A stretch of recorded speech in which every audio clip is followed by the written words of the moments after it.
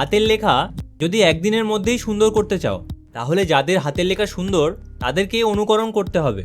কারণ তুমি যদি নিজের মতো করে প্র্যাকটিস করতে থাকো, তাহলে সেই লেখা আদৌ সুন্দর হচ্ছে কিনা তা বুঝতেই পারবে না। তাই হাতের লেখা সুন্দর করতে হলে অন্যদের সাথেই কম্পেয়ার করতে হবে। তোমরা এর জন্য গুগল অথবা ইউটিউবে বেঙ্গলি হ্যান্ডরাইটিং বলে সার্চ করো, তাহলে বেশ কিছু হাতের লেখা তোমরা সেখানেই পেয়ে যাবে। এবার সেই লেখাগুলোর মধ্যে যেই লেখাটা সবথেকে সুন্দর, সেই লেখাটার মতোই তোমরা লেখার চেষ্টা করো।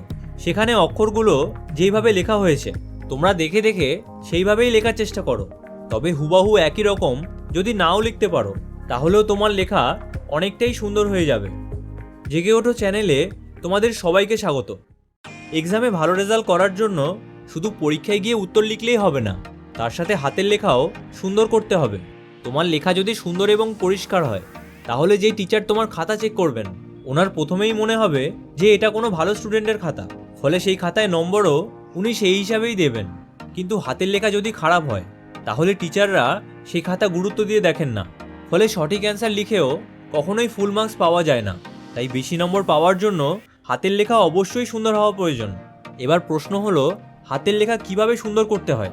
দেখো, হাতের লেখা সুন্দর করার জন্য খুবই সহজ দুটো পদ্ধতি বলবো, তাই অবশ্যই তোমরা মন দিয়ে দেখো। নাম্বার 1, আমরা লেখার সময় পেনটা যেইভাবে ধরি, আমাদের হাতের লেখা ঠিক সেই রকমই হয়।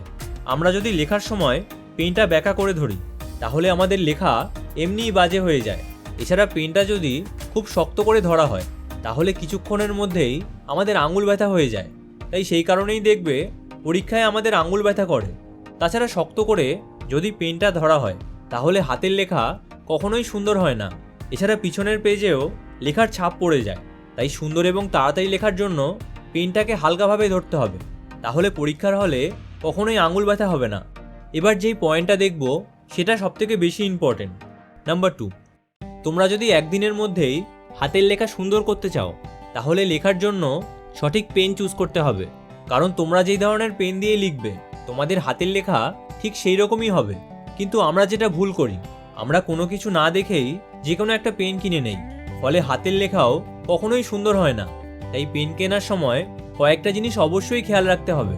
তোমরা যেই পেনটা কিনছো সেটা অতিরিক্ত মোটা এবং ভারী যাতে না হয়, না হলে লেখার সময় আঙুলে ধরতে অনেক অসুবিধা হবে, ফলে কখনোই তাড়াতাড়ি লিখতে পারবে না। তাই পেন কেনার সময় একটু সরু এবং হালকা পেন কিনবে, তাহলে লেখার স্পিড দেখবে একাই বেড়ে গেছে। দেখো, হাতের লেখা সুন্দর করার জন্য পেনের কালি কীরকম বেরোচ্ছে সেটাও খেয়াল রাখতে হবে। পেনের কালি যদি স্মুথ হয় এবং পেনের নিবটাও যদি সরু হয়, তাহলে হাতের লেখা এমনিই সুন্দর হয়ে যায়। আর এই সুন্দর হাতের লেখার জন্য ভালো রেজাল্ট করার সম্ভাবনাও বেড়ে যায়। তবে এই ভালো রেজাল্ট করার জন্য যেটা সবথেকে বেশি দরকার, সেটা হলো পড়াশোনা করা। তোমরা যদি পড়াশোনাকে ভালোবাসো, তাহলে কোনো সমস্যাই দেখবে তোমাদের আটকাতে পারবে না। তবে পড়াশোনাকে ভালোবাসার জন্য বেশিরভাগ সময় পড়াশোনায় দিতে হবে, তাহলে একাই দেখবে পড়াশোনা করতে ভালো লাগবে। কিন্তু তোমরা যদি 1 ঘন্টাও পড়াশোনা করতে পারছো না, তাহলে ডান দিকের ভিডিওটা দেখো। আর যদি পরীক্ষায় টপার হতে চাইছো, তাহলে বাদিকের ভিডিওটা দেখো। তাহলে তোমাদের সাথে ওই ভিডিওতেই দেখা হচ্ছে। ভিডিওটা ভালো লাগলে চ্যানেলটা অবশ্যই সাবস্ক্রাইব করো।